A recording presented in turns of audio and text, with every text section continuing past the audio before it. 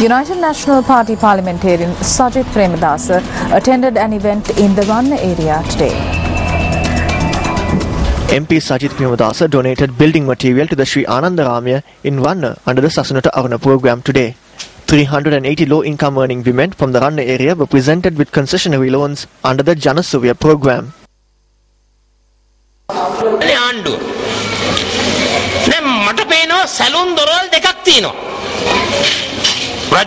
There are two doors to the saloon. One door is for the government and the other is for the politicians who cross over.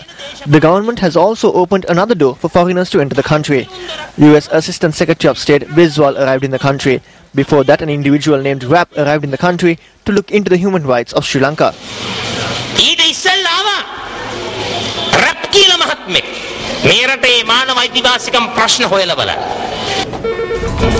Speaking at an event held in Kandana yesterday, UNP parliamentarian, attorney-at-law Sujiva Senasinghe commented on the nation's economy.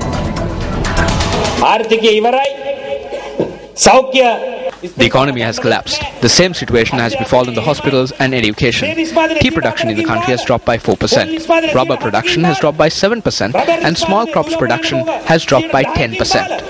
Exports have dropped by 15%. Not a single ship has docked at the Hambantota harbour. Vehicles that need to reach Colombo are diverted to Hambantota. At the Hambantota airport, pilots ground their flights until the birds fly off.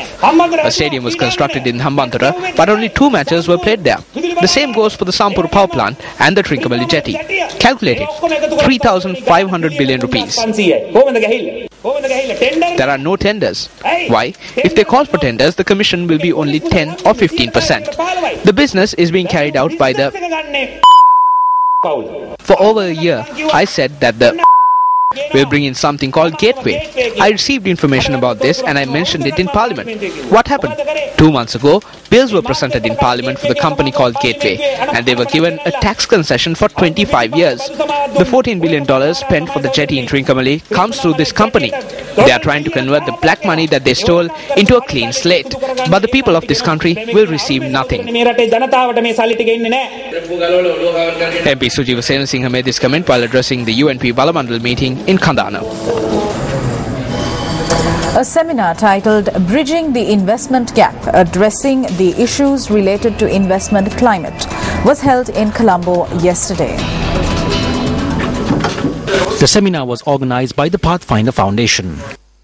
We have not achieved the desired investment levels to make a significant growth in our economy. So investment gap is something to do with that. And we assume that is due to some certain issues or shortcomings which are evident in the investment climate. In 2002, the gap was not that big, but after 12 years it has widened so much.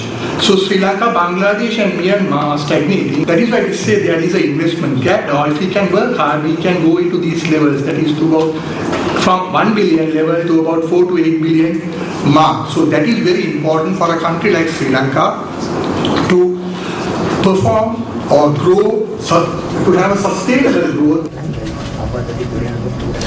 On a more somber note, the bodies of a mother and child were discovered inside a well in the Shravastipura area in Anuradhapura. Police stated that the bodies were discovered subsequent to a complaint being lodged with the police by the deceased woman's husband. An individual had been inquiring the whereabouts of his wife and child from the locals in the area last evening, stating that they had disappeared. An area resident made the discovery of the 10-year-old girl inside the well this morning.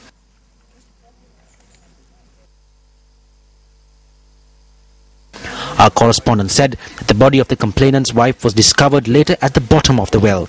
The well is located in close proximity to a house where the victim had earlier resided in. The magisterial inquiry was conducted by the Anuradhapura Acting Magistrate and Additional District Judge Uresa De Silva. The bodies of the victims were taken to the morgue at the Anuradhapura Teaching Hospital and was handed over to the Judicial Medical Officer on the instructions of an acting magistrate. The acting magistrate also ordered for further investigations to be carried out through the examination of a mobile phone that was discovered at the scene of the incident and samples of water from the well. Now to sports news. The Sri Lanka under-19 cricket team clinched victory in the first one-day encounter against the visiting Australian under-19 team. Batting first at the Courts Cricket Ground, Sri Lanka scored 262 for the loss of 8 wickets. Now, skipper Kusal Mendis hammered 103 runs. Chasing a target of 263 runs, Australia under-19 were bundled out for 167 runs, handing the Sri Lankan lads a 95-run win. Moving on, the South Korean national cricket team arrived in the island today. Now the team, which is touring Sri Lanka for the first time, is due to take part in a practice tournament. They are also scheduled to play several T20 matches against several domestic cricket teams here.